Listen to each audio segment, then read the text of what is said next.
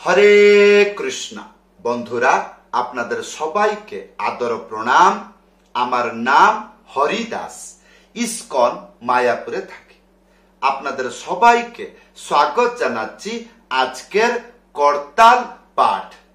তাহলে বন্ধু, আজকে আমরা করতাল পাঠে কি শিখব?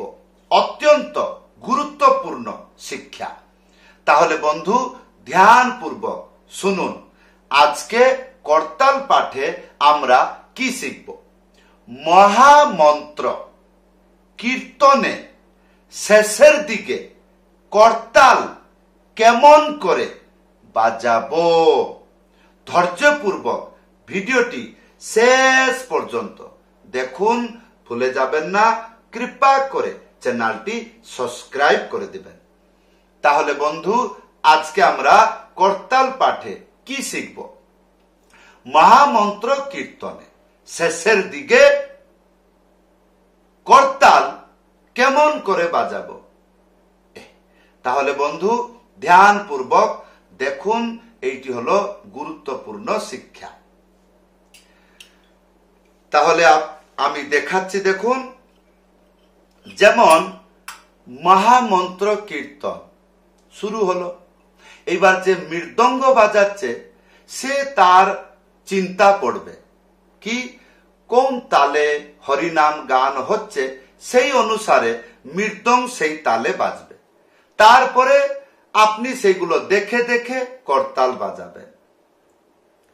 যেরকম ধরা যাক, যদি দাদরা তালে হয় দাদরা তালে বাজাবেন, যদি কাহারবা তালে হয়, যদি ঝুমুর তালে হয়, যদি লোফা তালে হয়, যদি খেমটা তালে হয়, তাহলে আপনি করতাল বাজাবেন। কিন্তু আজকের শিক্ষাটা কি? যে কোনো তাল, যেই তালগুলো বললাম, এই তালের যদি কীর্তন হয়, তাহলে শেষের দিকে করতালে আমি কি বাজাবো, এইটার শিক্ষা। তাহলে বন্ধু, এইবার আসুন আপনাদেরকে শিক্ষা দিচ্ছি। যেমন কীর্তন আরম্ভ হলো, এইবার আপনি সে যে তালে কীর্তন গাচ্ছে বাজালেন। বাজাতে বাজাতে কোথায় যাবেন? বাড়িতে তো আপনি আছেন, আর কোথায় যাবেন? বাড়িতেই তো বসে শিখছেন। তো এইবার কি করবেন? কীর্তনটি শেষের দিকে চলে গেল। এইবার ওখানে কেমন করে তার শেষ হয়, সেই শেষ তার যে নাম কি? আখর তাল। বাংলায় কেউ কেউ বলে মাতন তাল, কেউ কেউ বলে এক তাল, আর কেউ কেউ বলে উদণ্ড তাল, সাধুরা বলে ঝুলা তাল, বিভিন্ন প্রকার নাম নামিত থাকে। তাহলে আমরা আখর তালের নামে আজকের জ্ঞান গ্রহণ করব। তাহলে বন্ধু, এইবার আপনাকে গান গাইয়ে, মহামন্ত্র কীর্তন গাইয়ে বাজিয়ে দেখাচ্ছি কীর্তনের শেষের দিকে করতাল কেমন বাজে। যেমন কীর্তনটি ধরুন আমি গাইয়ে শেষ করে দিলাম, শেষ করেনি, শেষের দিকে চলে গেলাম। এইবার সেখানে কিরকম ধরা যাক, এইরকম একটা কীর্তন শুরু হয়ে গেল। হরে কৃষ্ণ হরে কৃষ্ণ কৃষ্ণ হরে হরে, হরে রাম হরে রাম, রাম রাম হরে হরে, হরে কৃষ্ণ হরে কৃষ্ণ কৃষ্ণ জয় জয় প্রভুপাদ প্রভুপাদ, নিতাই গৌর হরি বল, হরি বল, হরি বল, হরি বল, হরি বল, হরি বল, হরি বল, নিতাই গৌর হরি বল, হরি বল। এইরকম করে শেষ করা যায়। শুনে ভালো লেগেছে? হ্যাঁ। তো বন্ধু, শুনে ভালো লাগবে না লাগবে সেটা আমার জানা দরকার নাই। এইরকম ভাবে পাগলামি ইসকন মন্দিরে বা কোনো গৌড়িয়া আশ্রমে হয়। হ্যাঁ। তো বন্ধু, এইটা আমি প্রথম দিকে কি বাজাইলাম, তিনটি সংখ্যা কেমন করে বাজাবেন দেখুন। প্রথমে যেটা যখন আখর তাল শুরু হবে তখন এইরকম বাজবে। কিরকম?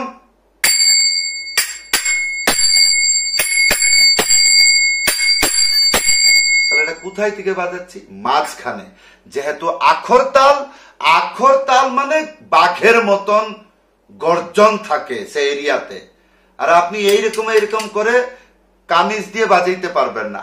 বাজাইতে পারবেন ওই বাজনা কারো দরকার নয়, ওই বাড়িতে গিয়ে বাজানো যায়, কিন্তু কীর্তনে বাজাইতে পারবে না। কেন? আপনার বাজনা শোনা যাবে না, তো বাজিয়ে লাভ কি আছে? সেই জন্য উপন করে বাজাইতে হবে। তাহলে কিরকম? প্রথমে উড়িয়ে গেল, তারপরে এটা এই দিক দিয়ে উড়ে যাচ্ছে, তারপরে এই মাঝখানে সলিড, খালি ডান দিকে বাজাইলে হবে না, এইরকম দুইজনকে ফ্রেন্ডশিপ রাখতে হবে, বন্ধুতা রাখতে হবে। এইটা যখন যাচ্ছে এটা তার লোড যেন নেয়, তার প্রেসার যেন নিতে পারে, এইরকম। আর না হলে হেরে যাবেন, না হলে হাতে লেগে যাবে, ফোড়া বেরিয়ে যাবে, ফুটকা হয়ে যাবে, আর তখন যন্ত্রণা। কেউ যদি বলে প্রভু একটু করতাল বাজা, না না আমার সব হয়ে গেছে আর বাজাবো না, এইরকম, তাহলে সেবা হলো না। আর যখন সেবা হলো না, তা আপনি কিসের ভক্ত? তা সেবা করলে তো আপনার প্রেম পাবে। আজকে সেবা নাই মানে প্রেম নাই, তাহলে বাঁচবো কিসের জন্য? তাহলে আমাকে সুরক্ষা রাখতে হবে, জিনিসগুলো ভালো করে বুঝতে হবে। যখন আপনি এইরকম করে বাজাবেন, দেখলেন আমি কত জোরে বাজাচ্ছি, কিন্তু কোনো জায়গায় প্রেসার পড়ছে না, কেননা দুইজনের দিকে একটা সলিড অ্যাক্সিডেন্ট হচ্ছে। হ্যাঁ, তাহলে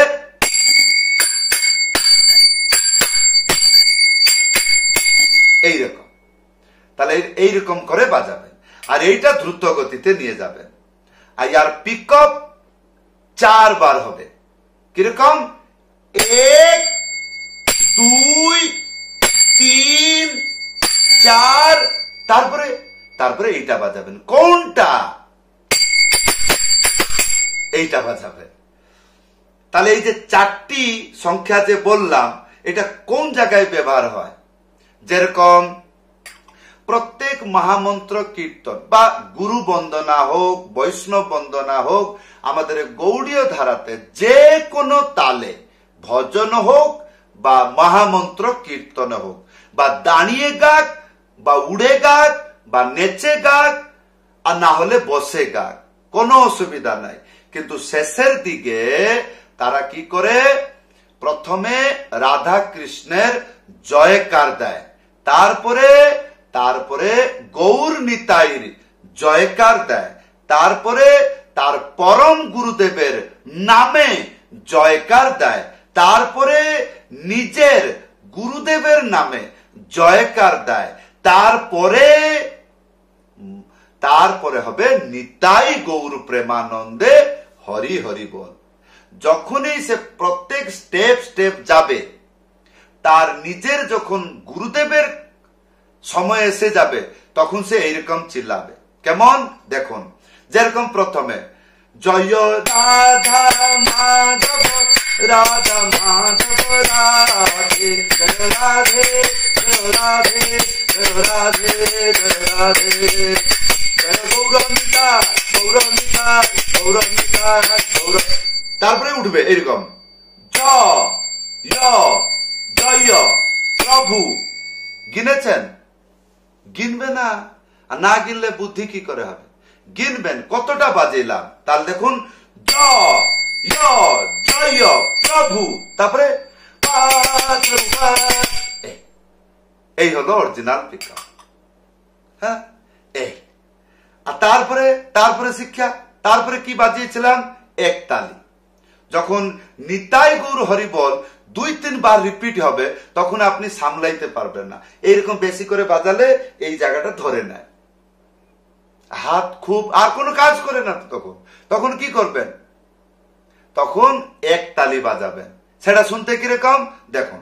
যেমন আপনি ধরুন এবার নিতাই গৌর কাছে, মানে নিতাই গৌর প্রেমানন্দে এই জায়গায় চলে গেছে, নিতাই গৌর হরি বল হরি বল হরি বল হরি বল হরি বল। এটা একবার পাগলামি হয়ে গেছে, মানে আপনি মনে করছেন এইবার শেষ মানে কি? হয়তো কীর্তন শেষ, নালে আমার প্রাণ শেষ। কেন প্রাণ শেষ? যদি সে আবার গায়, আর যদি না গায় তাহলে কীর্তন শেষ, আর যদি আবার করে তাহলে আমার প্রাণ শেষ। প্রাণ শেষ হবে না, তাহলে কি দেখুন, যেমন আপনি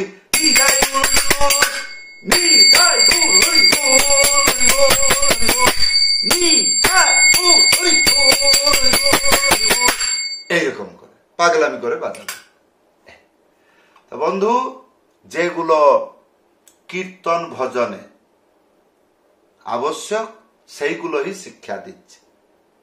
না হলে করতালে বিভিন্ন প্রকার শিক্ষা আছে, তাকে বলে ডিজাইন। ভক্তিতে উপন হৃদয় লাগে, খোলা হৃদয় লাগে। সেই জন্য প্রভুপাদ বলছেন এমন একটি কীর্তন হবে, এমন একটি বাদ্য হবে যেন সবাই ভালোবাসবে, সবাই যেন সেটা শিখতে পারে, সবাই যেন সেটাকে ব্যবহার করতে পারে। তার মানে সবাইয়ের জন্য যেন হয়। তাহলে আমি যে শিক্ষাগুলো দিচ্ছি এটা সবাইয়ের জন্য আবশ্যকতা। তারপরে আমার কাছে শিখে যখন আপনি কীর্তনে ভজনে বাজাবেন, ধীরে ধীরে একটা বুদ্ধি হয়ে যায় আর কি। তাহলে বন্ধু, এই ছিল আজকের করতাল পাঠ। যদি বুঝতে পেরেছেন ভালো, আর যদি না বুঝতে পেরেছেন উপরে দেখছেন আমার হোয়াটসঅ্যাপ নম্বর, লিখে জানাবেন, নিশ্চয় আপনাকে হেল্প করব। যদি আপনি আমার কাছে করতাল পাঠ, হারমোনিয়াম পাঠ, মৃদঙ্গ পাঠ শিখতে চান, বাড়িতে বসে শিখতে পারবেন। কেমন করে? অনলাইন ক্লাসে যুক্ত হন। কেমন করে? হোয়াটসঅ্যাপে লিখে জানাবেন।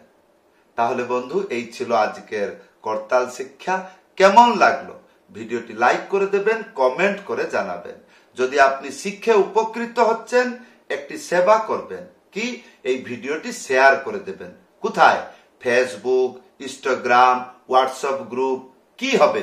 আপনার মাধ্যমে এই সরল শিক্ষা ভক্তরা শিখে ভগবানের সেবা করবে। তাহলে বন্ধু, সবাইকে ধন্যবাদ। হরে কৃষ্ণ।